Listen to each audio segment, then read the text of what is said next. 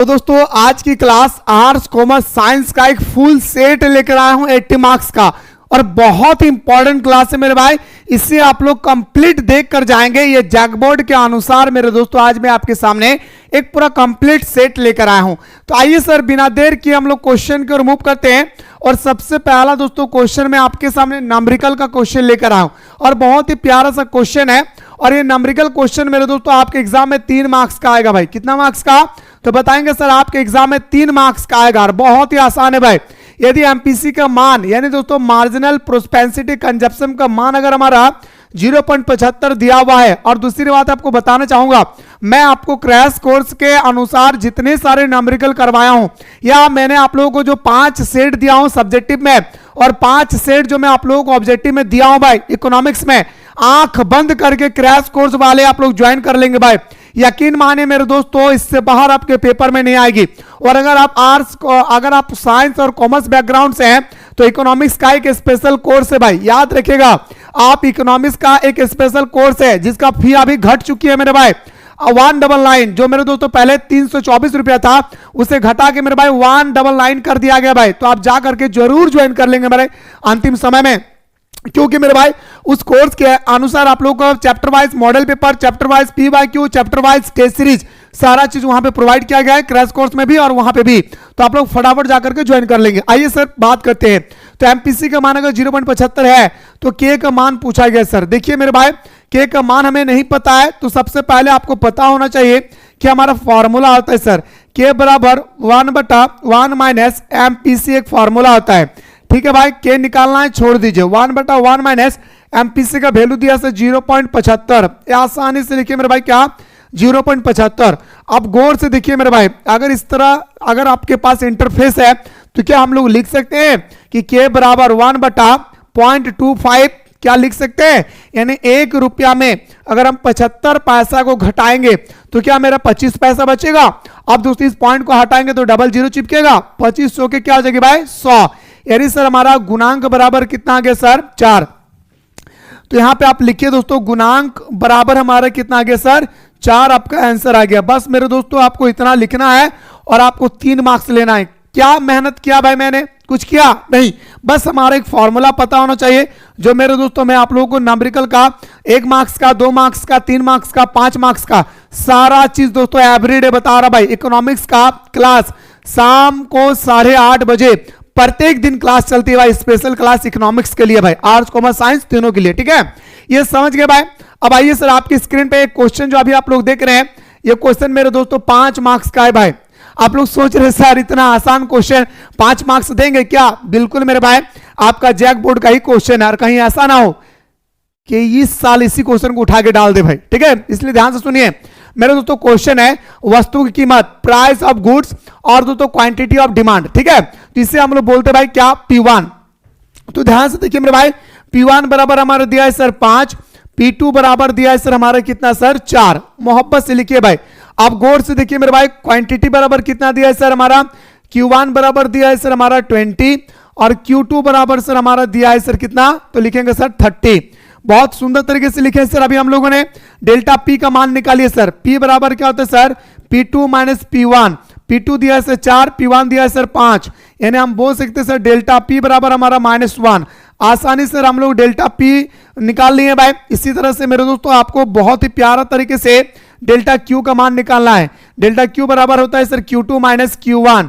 Q2 दिया है sir हमारा 30, Q1 दिया है सर हमारा 20। डेल्टा Q की अगर हम मान करें तो मेरे दोस्तों 10 निकल कर आ गया भाई।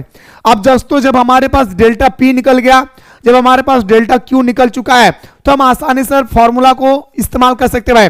क्या से लिखेंगे भाई, हमसे पूछा गया इलास्टिसिटी ऑफ डिमांड, यानी इसका फॉर्मूला होता है delta Q upon delta P into P बटा Q। आप खुद देखिए मेरे दोस्तों क्या दिया है सर, डेल्टा Q कितना दिया है सर, तो बताएंगे सर 10। डेल्टा P कितना दिया है सर -1 इंटू P1 कितना दिया है सर हमारा 5, Q1 कितना दिया है सर हमारा 20।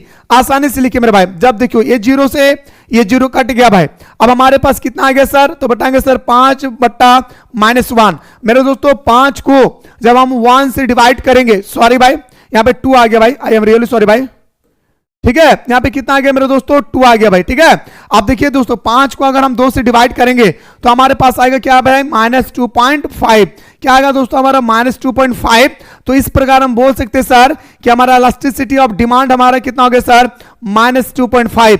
आप एक चीज बताए मेरे दोस्तों, क्या मैंने भाई क्या मेहनत किया है मेरे दोस्तों, मैंने कोई रट्टा लगाया नखे न दादा, आशा करियो रे भाई हमारे बहन कि तोहनी हमारे बतवा बुझल पा रही।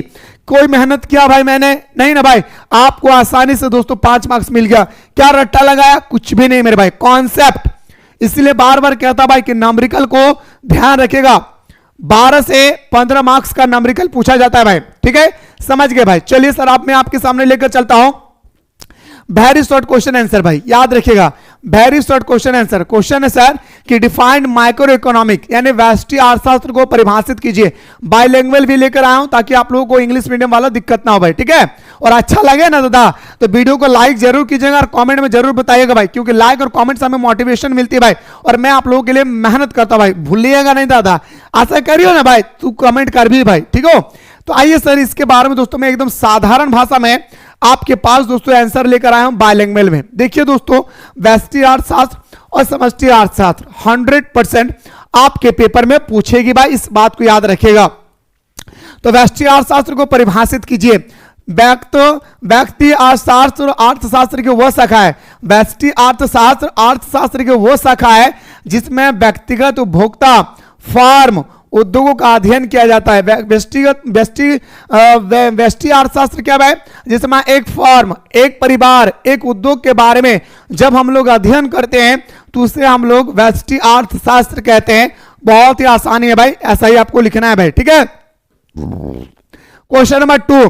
अब देखिए दोस्तों आपको विक्रेता मार्केट के बारे में पूछा गया कि मार्केट से आप क्या समझते हैं, तो आप लिखिएगा सर बाजार वह स्थिति है जहां पे बहुत सारे क्रेता और बहुत सारे विक्रेता, जब कोई क्रेता और विक्रेता कोई भी वस्तु पर एक ही मूल्य पर निर्धारित हो जाते हैं, एक ही मूल्य पर संतुष्ट हो जाते हैं, तो उसे हम लोग बाजार कहते हैं भाई। सिंपल सा बात याद रखिएगा, मत बोलिएगा जहां पर सामान बेचा जाता है वो मार्केट है, मत बोलिएगा मेरे भाई। ठीक है, बाजार वो है, वह स्थान या व्यवस्था है जहां क्रेता और विक्रेता वस्तुओं सेवाओं का क्रय विक्रय करते हैं भाई। कितना सिंपल है भाई, ऐसा ही आपको लिखना है और 2 मार्क्स मेरे दोस्तों लेकर घर आ जाना है भाई। आपकी स्क्रीन पे अगला है सर एक अधिकार का अर्थ लिखे भाई, आपको बताना है सर एक अधिकार क्या है। Right the meaning of monopoly. आइए सर बात करते हैं एक अधिकार क्या है भाई। ठीक है, गौर से देखिए भाई, एक अधिकार का अर्थ लिखिए। एक अधिकार वो बाजार है, बाजार स्थिति है। एक अधिकार बाजार वो बाजार की स्थिति है जिसमें एक ही विक्रेता होता है और वस्तु का कोई निकट विकल्प नहीं होता है। मेरे दोस्तों एक अधिकार बाजार वो बाजार है जहां पे सिर्फ एक ही विक्रेता हो और बहुत सारे क्रेता हो, ऐसे बाजार को हम लोग एक अधिकार बाजार कहते हैं। सबसे बड़ा अगर एग्जांपल की अगर हम बात करें तो मेरे दोस्तों हमारा हो जाएगा क्या, मॉल। जो आप लोग अक्सर दोस्तों फोटो क्लिक करने के लिए मॉल के अंदर जाते हैं भाई, है ना, और सबको बताते हैं कि यही मॉल तो मेरा है ना, तो मेरे दोस्तों वही मॉल है जो हमारे एक अधिकार बाजार कहलाता है भाई। एक अधिकार बाजार बाजार की वो दशा है जहां पे बहुत सारे क्रेता और एक ही विक्रेता होते हैं, उसे हम लोग एक अधिकार बाजार कहते हैं भाई। आशा कर रही हो रे भाई तोहनी हमारे बतवा बुझल पा रही दादा रे, तोहनी से अगला प्रश्न करल गोले रे भाई, कहा हो तोहनी से दादा एक अधिकार में कीमत एवं सीमांत लागत के बीच संबंध बताएं। यानी सर आपको बताना है price and marginal cost in monopoly. एक अधिकार में कीमत सीमांत लागत से अधिक होती है, एक अधिकार में कीमत सीमांत लागत से क्या होती है भाई, अधिक होती है। प्राइस मेरे दोस्तों अधिक होती है, सीमांत लागत से अधिक होती है। प्राइस अधिक होता है मार्जिनल कॉस्ट से। कहां पे दोस्तों, हमारे एक अधिकार बाजार में। इस बात को याद रखिएगा, कभी कभी ऑब्जेक्टिव में पूछ लिया जाता है कि एक अधिकार बाजार की शर्त बताएं, तो आपको बताना होगा क्या मेरे भाई कि प्राइस ज्यादा होता है, कीमत ज्यादा होता है हमारा मेरे दोस्तों सीमांत लागत से। इसी को हम लोग बोलते हैं मेरे दोस्तों सीमांत लागत के बीच में संबंध।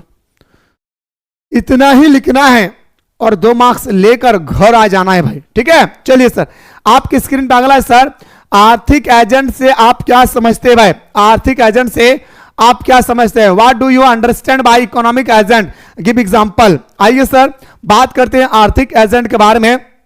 किसे हम लोग आर्थिक एजेंट बोलते हैं भाई। देखिए आर्थिक एजेंट से आप क्या समझते हैं, आर्थिक एजेंट वे इकाई है जो आर्थिक निर्णय लेती है भाई।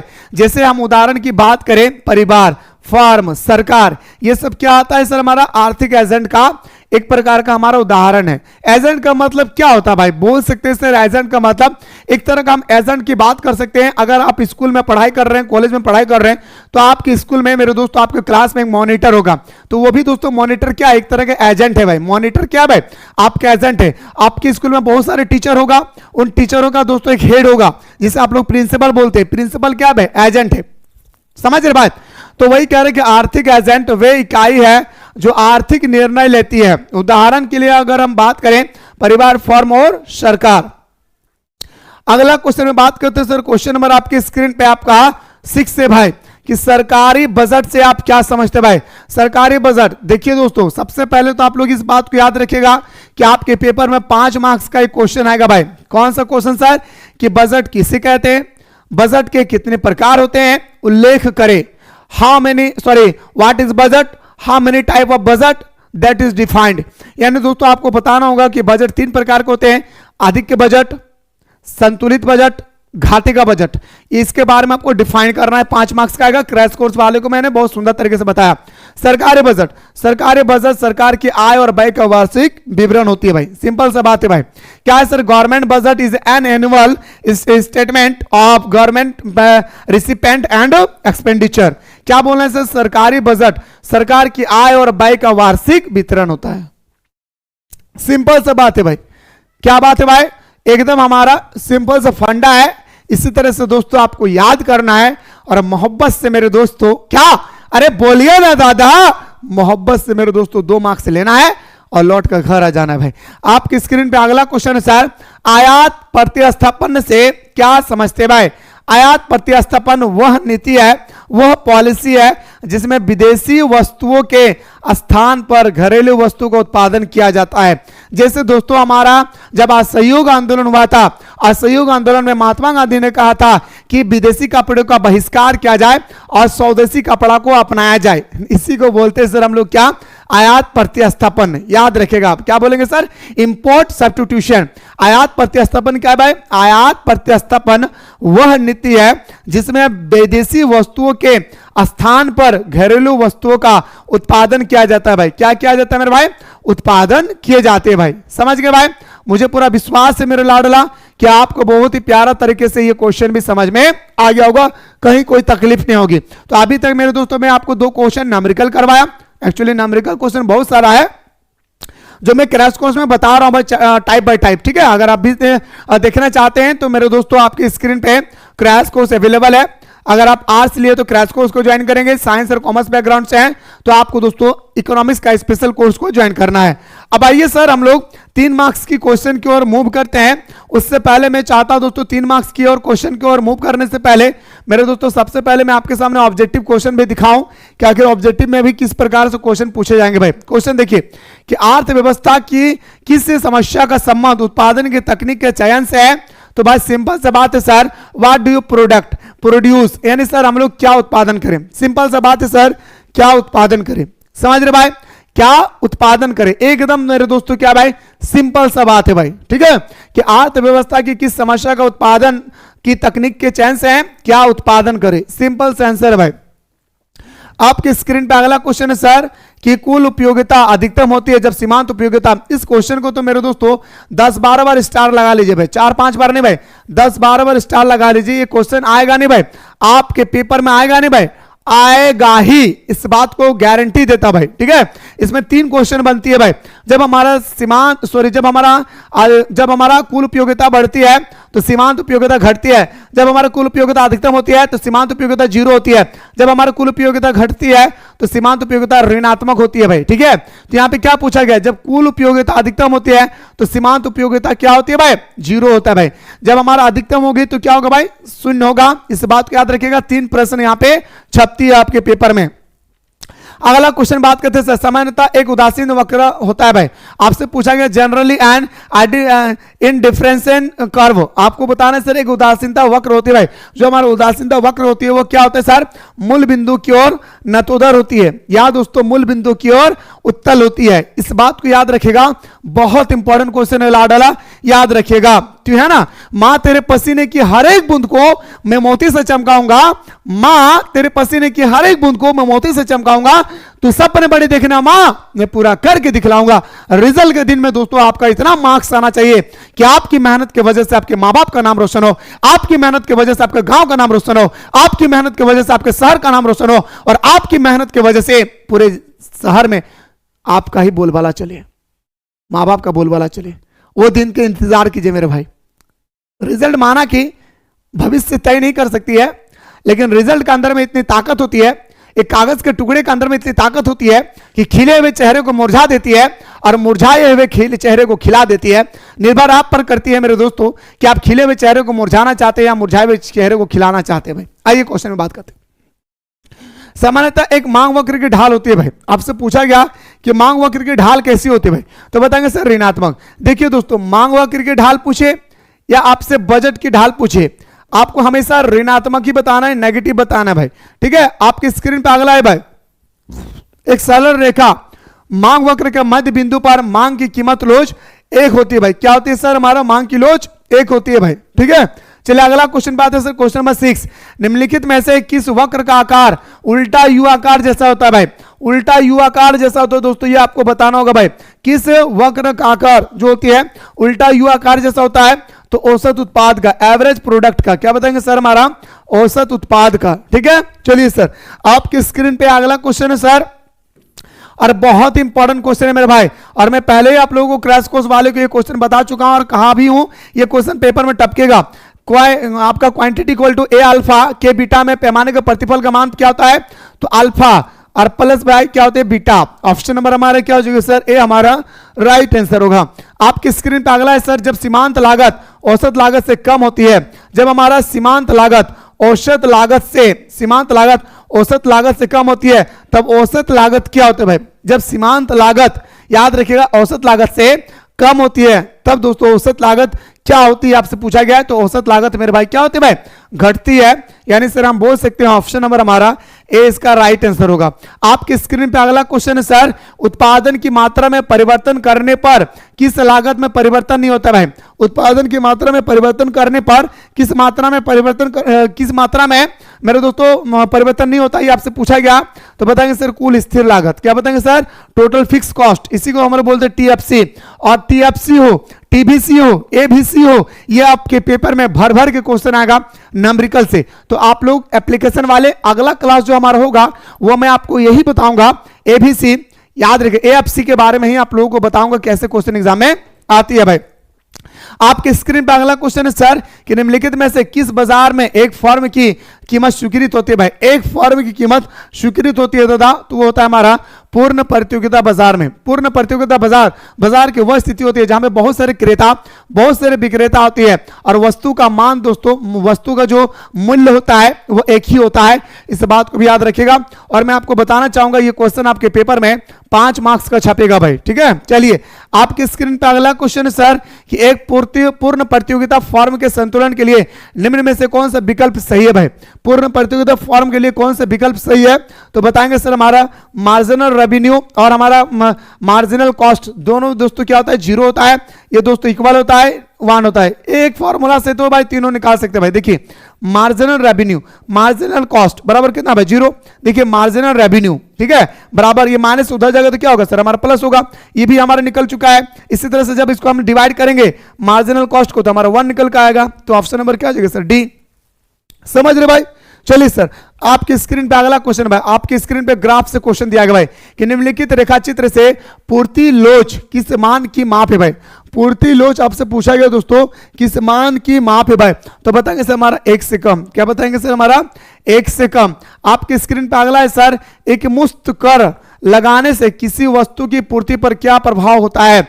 एक मुक्त कर लगाने से किसी वस्तु की पूर्ति पर क्या प्रभाव पड़ता है? यह आपसे क्वेश्चन नंबर 13 में पूछा गया है। तो बताएंगे सर हमारा पूर्ति कम हो जाती है भाई। क्या बोलेंगे सर? हमारा पूर्ति कम हो जाती है भाई। आपकी स्क्रीन पे अगला क्वेश्चन है सर, अन्य बातें समान रहने पर किसी वस्तु की मांग में वृद्धि होने से बाजार संतुलन पर क्या होता है भाई? आप ही बताए दोस्तों, मांग का नियम आप लोग पढ़ पढ़ के बूढ़ा हो चुके हैं भाई। संतुलन कीमत एवं संतुलन मात्रा में वृद्धि होती है भाई। क्या बताएंगे? संतुलन कीमत और संतुलन मात्रा में क्या होती है भाई? वृद्धि होता है। और आपको मैं बताना चाहूंगा दोस्तों कि मांग का नियम आप लोग याद कर लेंगे। डिमांड का जो लॉ है इससे आप लोग हर कोई मेरे दोस्तों याद कर लेंगे। पेपर में आपको D2 देखने को मिलेंगे भाई। ठीक है, चलिए आपकी स्क्रीन पे क्वेश्चन नंबर 15 है भाई कि अधिक की मांग की स्थिति में कीमत प्रवृत्ति होती है भाई। अधिक की मांग की स्थिति में कीमत प्रवृत्ति क्या होती है भाई? तो वृद्धि होने की संभावना होती है भाई। यानी सर हमारा ऑप्शन नंबर बी हमारा राइट आंसर हो जाएगा। अगला है सर, अधिक की पूर्ति की स्थिति होती है जब हमारा डिमांड दोस्तों कम होता है सप्लाई से। कब होता है मेरे भाई? ये बहुत इंपॉर्टेंट है मेरे दोस्तों, ये क्वेश्चन भी आप लोगों को समझना चाहिए। रट्टा लगाने से कतई मेरे दोस्तों आप नहीं रट सकते तोता की तरह। कॉन्सेप्ट चेंज होगा, ऑप्शन चेंज हो गई, आपका आंसर गलत हो जाएगा। सुनिए, अधिक की पूर्ति मेरे दोस्तों, अधिक की पूर्ति कब होगा? जब मांग हो रही है 10 किलो का और हमारा सप्लाई हो रहा है 20 किलो का। अधिक की पूर्ति हो रहा है तो वही तो कह रहा है भाई कि डिमांड के तुलना में हमारा सप्लाई ज्यादा हो रही है भाई, तो उसी को हम लोग बोलते हैं अधिक की पूर्ति भाई। याद रखिएगा, बहुत इंपॉर्टेंट है भाई। ऑप्शन नंबर बी हमारा राइट आंसर होगा। अगला क्वेश्चन पे आते हैं सर, अन्य बातें समान रहने पर किसी वस्तु की पूर्ति में कमी होने से बाजार संतुलन पर क्या प्रभाव पड़ता है? किसी भी वस्तु की पूर्ति में अगर दोस्तों कोई कमी होता है तो क्या प्रभाव पड़ता है? तो संतुलन कीमत में वृद्धि, संतुलन मात्रा में कमी। याद रखिए भाई, कीमत में वृद्धि होती है और हमारा मात्रा में कमी आती है भाई। सिंपल सा बात है। मात्रा का संबंध यहाँ पे डिमांड से है भाई। मात्रा का संबंध किससे भाई? यहाँ पे डिमांड से है, इस चीज को ख्याल रखिएगा। आपकी स्क्रीन पे अगला क्वेश्चन है सर, एक अधिकार में अधिकतम कुल आगम के उत्पादन स्तर पर वस्तु की मांग की कीमत रोज कितनी होती है भाई? एक अधिकार बाजार, जहां पे दोस्तों सबसे बड़का एग्जांपल एक अधिकार बाजार का हमारा क्या होगा सर? हमारा मोल होगी भाई। ठीक है ना? तो एक अधिकार बाजार में अधिकतम कुल आगम के उत्पादन स्तर पर वस्तु की कीमत रोज कितना होता है सर? 1 होती है। इस बात को याद रखिएगा। कितना होता है मेरे भाई? तो सिंपल से बात बताएंगे सर, हमारा 1 होती है भाई। आपकी स्क्रीन पे अगला क्वेश्चन है सर, द्वि अधिकार में विक्रेता की संख्या कितनी होती है भाई? द्वि अधिकार में विक्रेता, एक अधिकार में विक्रेता 1, द्वि अधिकार में विक्रेता 2, पूर्ण प्रतियोगिता में बहुत सारे। बस इतना तो याद रखना है भाई। ऑप्शन नंबर हमारा यहाँ पे ड्यू लिखा है तो मतलब क्या होता है सर? 2। ऑप्शन नंबर बी हमारा डी हमारा राइट आंसर होगा। निम्नलिखित में से किस बाजार में विविधीकृत वस्तु का उत्पादन होता है? विविधीकृत वस्तु का उत्पादन मतलब सर क्या पूछा गया है? In which of the following market differentiated goods are products. तो बताएंगे सर हमारा होता है एकाधिकृत प्रतियोगिता। याद रखिएगा भाई, बहुत इंपॉर्टेंट है क्वेश्चन नंबर आपके सामने 20 जो है, मस्ट इंपॉर्टेंट है भाई, मस्ट इंपॉर्टेंट है क्वेश्चन नंबर 20। याद रखिएगा। आपके स्क्रीन पे अगला है sir, the general theory of employment interest and money नामक पुस्तक किसने लिखा है? तो बताएंगे सर हमारा J.M. कीन्स। किसने लिखा है भाई 21 का? तो J.M. कीन्स ने लिखा है भाई। ठीक है, चलिए आपके और एक बात मैं आपको बताना चाहूंगा कि J.M. कीन्स नहीं दोस्तों, हमारा बाजार का थ्योरी भी दिया था, मार्केट थ्योरी किसने दिया था? J.M. कीन्स चचा ने दिया था। इस चीज को भी आप लोग ख्याल रखेंगे दोस्तों। आपके स्क्रीन पे अगला क्वेश्चन है सर कि GDP goods gross domestic product और एनडीपी में क्या संबंध होता है? तो बताएंगे सर हमारा, ये भी क्वेश्चन दोस्तों आप लोग स्टार लगा लीजिए भाई। ये भी क्वेश्चन मेरे दोस्तों आप लोग स्टार लगा लीजिए, बहुत इंपॉर्टेंट है। तो बताएंगे सर हमारा GDP equal to NDP plus मूल्यह्रास। ऑप्शन नंबर हमारा क्या हो जाएगा सर? सी हमारा राइट आंसर होगा। आपकी स्क्रीन पे अगला क्वेश्चन है सर कि निम्नलिखित में से किस वस्तु के निर्माण में गेहूं एक मध्यवर्ती वस्तु है? मध्यवर्ती वस्तु क्या है? प्राथमिक वस्तु क्या है? और दोस्तों आपका अंतिम वस्तु क्या है? तीनों का डेफिनेशन दोस्तों आप लोग कान खोल कर सुन लीजिए, तीनों को याद रखिएगा। तो बताएंगे सर हम लोग मध्यवर्ती वस्तु गेहूं का क्या होगा? गेहूं से हम लोग रोटी बना सकते हैं, गेहूं से हम लोग ब्रेड बना सकते हैं और गेहूं से हम लोग बिस्किट भी बना सकते हैं। तो बता सकते हैं सर ऑप्शन नंबर हमारा डी इसका राइट आंसर होगा भाई। क्या हो जाएगा सर हमारा? ऑप्शन नंबर डी हमारा राइट आंसर हो जाएगा। अगला है सर, किस वर्ष जीडीपी की गणना में निम्न में से किस मद के मूल्य को शामिल नहीं किया जाएगा? तो दोस्तों याद रखिए शामिल नहीं किया जाएगा कब? जब हमारा प्रयुक्त कर का बिक्री मूल्य हो। याद रखिएगा। ऑप्शन नंबर हमारा क्या हो जाएगा सर? बी हमारा राइट आंसर होगा। आपके स्क्रीन पे 25 है सर, निम्नलिखित में से किस विधि से जीडीपी की गणना की जाती है भाई? GDP gross domestic product. याद रखिए भाई, सकल घरेलू उत्पाद। याद रखिएगा दोस्तों, आपसे पूछा गया है 25 नंबर में कि बताइए किस विधि से हम जीडीपी गणना कर सकते हैं। तो आय विधि से, मूल्य विधि से और व्यय विधि से, यानी सर हम बोल सकते हैं all of these. Option number हमारा क्या हो जाएगा सर, ऑप्शन नंबर आपका डी इसका राइट आंसर हो जाएगा। आपके स्क्रीन पे अगला क्वेश्चन है सर, 2016 में किए गए विमुद्रीकरण में किस मूल्य के नोट को बाजार में प्रचलित से बाहर किया गया था। मतलब दोस्तों 2016 में हमारा नोटबंदी हुआ था, आप लोगों को याद होगा या नहीं मेरे दोस्तों, मुझे पता नहीं है, पर हमारे दौर में दोस्तों हमारा हुआ था क्या, तो मेरे भाई हमारा नोटबंदी हुई थी, ठीक है।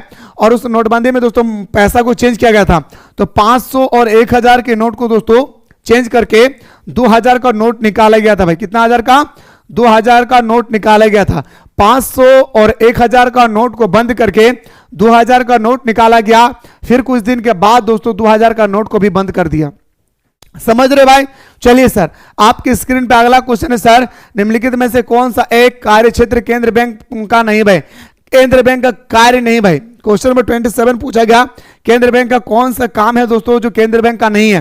तो मुद्रा निर्गमन करना यह है भाई, शाख नियंत्रण करना यह भी है, सरकार का बैंक यह भी है, बैंक ऑफ गवर्नमेंट यह भी है, पर दोस्तों जनता से जमा स्वीकार करना यह हमारा व्यापारिक बैंक का काम होता है भाई, याद रखेगा। तो ऑप्शन नंबर हमारा क्या हो जाएगा सर, सी हमारा राइट आंसर हो जाएगा। आपकी स्क्रीन पे अगला है सर, भारत का एक केंद्रीय बैंक है भाई।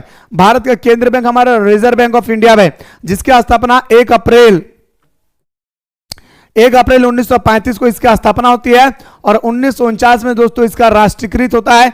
इस बात को भी याद रखिएगा। कमेंट में बताएंगे कि केंद्रीय बैंक की स्थापना किस, जैसे दोस्तों हमारा पंचायती राज व्यवस्था की स्थापना किया गया था दोस्तों बलवंत राय मेहता समिति की तरह। इसी तरह से बताना है कि रिजर्व बैंक ऑफ इंडिया किस समिति के तहत दोस्तों आपका गठन किया गया था, बताइएगा। देखता हूं भाई, तो बताएंगे सर हल्टन समिति के तहत, ठीक है। अगला है सर, निम्नलिखित में से सबसे तरल मुद्रा कौन सी भाई। आपको बताना होगा दोस्तों 29 का कि तरल मुद्रा यहाँ पे कौन सा है भाई। तो तरल मुद्रा दोस्तों हमारा M1 है भाई। क्या बताएंगे सर, M1 हमारा तरल मुद्रा है भाई। आइए गुरुजी क्वेश्चन में नेक्स्ट पे आते हैं सर। आइए, तो आपका दोस्तों क्या है भाई, ये तो आपका फॉर्मूला है भाई।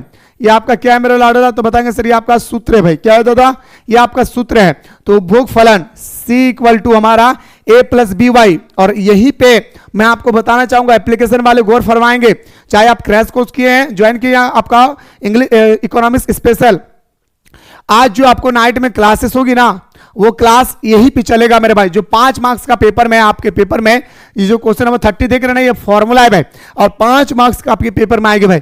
तो पूछा गया सर हमारा उत्प्रेरक है भाई, क्या है भाई, तो BY, ठीक है। चलिए सर, आपकी स्क्रीन पे अगला क्वेश्चन है सर, MPC और MPS का मान हमेशा कितना होता है सर, 1 होती है। ऑप्शन नंबर सी हमारा राइट आंसर होगा। अगला क्वेश्चन पे आते हैं सर, निम्नलिखित रेखाचित्र से मैं श्वेतता निवेश की रेखा है भाई।